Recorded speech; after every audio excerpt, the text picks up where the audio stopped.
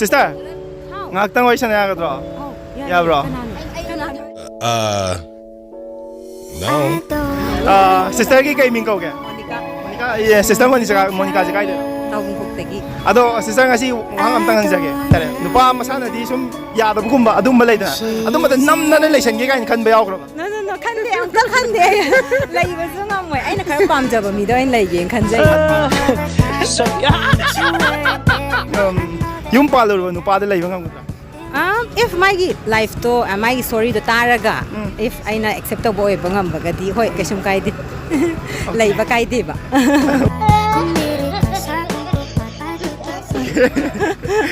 My story to tabam di darkar tai hai di aina feel daw bodo wa. Ai di sumaina sum mod khang dok pa je. Sister ki sum mod sum khang toi ni na. Si mod khang ye je sister ga mod mana ban pi me am je lerang ni na. Ado some viewers in the subscribers in mostly requested over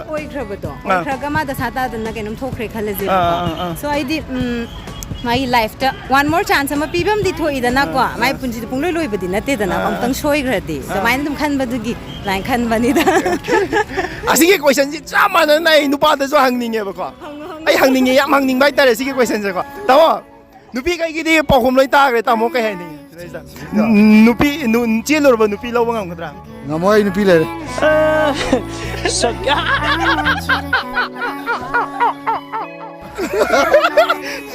Sina sambe. Nupi le berarti apa kenapa ya? Nupi le ba. Ican nupa le. Nupa ya answer ni sina sabe ngak te ko sabe so ba sagak ta khumakani ko. Pa kamu sing. Ado yung pandriba adu nupi thidriba nupa amana di kai harak tongwali tamai wakal. Nupi thidriba nupa ai oira magadi kai harak tongman jiba. Jikido chelu nupi latra. Chelu nupi lo ngam. Mo sing ngamni. Sabas. Mo sing ngamni lo.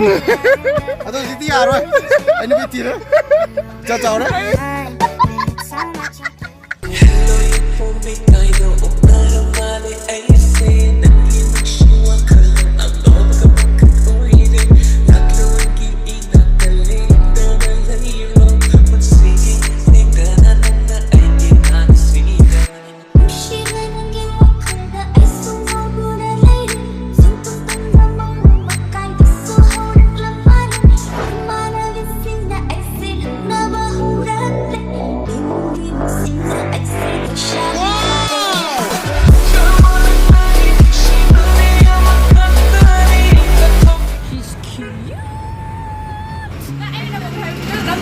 Karam mano?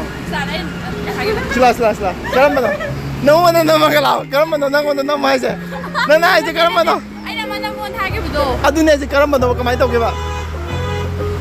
Ha? Karam mano kamai to ke ba? As ai na ma nupa na dance to bagi smai to ro na no tha ko. Nang to adu sia sig dance. Dancer jo male dance to la ni ko. Toro. Dance toro. Hai tadi ka dawai mi wona tawai na. Ha. Kai tu dia. Pagi tawi de. Nang gai ga je leimin na matam ai jeng anna si do khre ba ko. Nang je lukra bi oi na atopa nu pa na yum pan gadra. Kai ko mana secret khala je ba ko. Ai atopa nu pa yum pal hai di. Gitai su do yo le de ni. Ti no ba ka si ga dam ni ko no ba yum pan ga dam si. Ma ti ke min kai ko ke. Pidi kai de na. Akwai jum mona rom ne to. Kai no khang di nang. Mona ka wa de. Ai mona ko le sta to graduation taw ne. Adu kai gi no chen nai kai gi no. Okay. Kasi ang de question je. Kitang ni complicated na question ne ba ko. Ai di. Hai khang adi khum ge ka. Adu nang na khang mi question ni nang gi thamoi gi wa ni nang har ka to je. Nang na di khang wa nang thamoi wa ni har ka to je ko. Recording taw ram ting ko. Okay, recording taw. Ne. Jelu bu nu pa da nang lei ba ngam. Ai ra. Ngamoi. Why reason na Hai di khang de da. Chelu bu nu pa de mi yo gre da. Ai nai di ne. Ado nupi thiram ma gai tare na da nupi chelu ra ga kai na gi bu gum ba na tra ga na si nupi do si gum ba nupi do ga related ai di laimina dra ba hai tar adu gum nu pa da yum ba mangam ga ta. Condition khar le ga di gam. Tamen condition kai condition adu ne khang ning gi No. Mase nupi se thirabaga macha yam pi iba khatang senabada wari ba ma nupa amna angang senaba ji dum wai dana ko adu ba condition khar le ba adi gamne ba macha su leitaba adu madu macha su leitaba adu te ka shu thoido ba kai da ba khar adu genne nupi lei nai tara ko atom mi oi ba ngam khatra adu ke su ga me ga maro si question jing jai di yam tina kani most subscribers jing na request ba question ne ba nang chelo ba nupi chelo ba nupa da lei ba ngam kumo pa jana khalla nupi chelo ba nupa ngam mo he kai de no nupi chelo me am lei ja de mo single wa dum lei tar bo adu hana khangdringai da ko chelure do khangdringai da hana nungsinagi bo oiragadi sum khangde adu na tak padi nupa da na ngon da chit tawra na dum yani sira ba adu khangdringai da chelure do ko na khang ni kai no adu khangadi ka maya du no I'm so rich.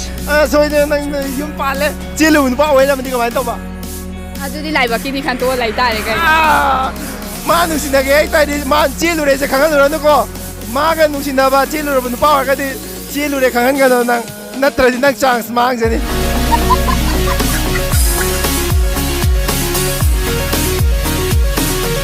I love you, brother. I love you.